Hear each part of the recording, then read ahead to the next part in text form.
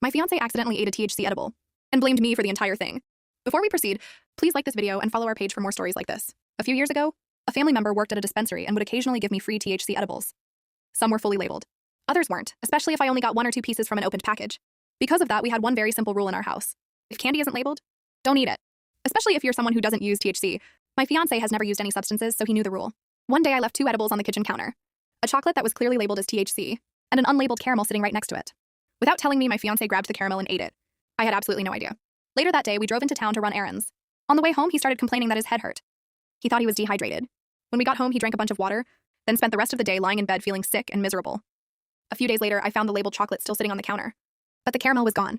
Panicking, I asked my fiancé if he'd eaten it, because I was worried maybe my sober sister had grabbed it. Or even worse, one of our cats. He sheepishly admitted, "Yeah, I figured you'd forgotten about it." That's when I burst out laughing. I told him he'd accidentally eaten a 15 mg THC edible. He immediately blamed me, saying I never should have left an unlabeled edible in the kitchen. I reminded him we literally have a house rule about unlabeled candy, and it was sitting right next to a clearly labeled THC chocolate. Years later, we still jokingly argue over whose fault it really was. So tell me, who was wrong here?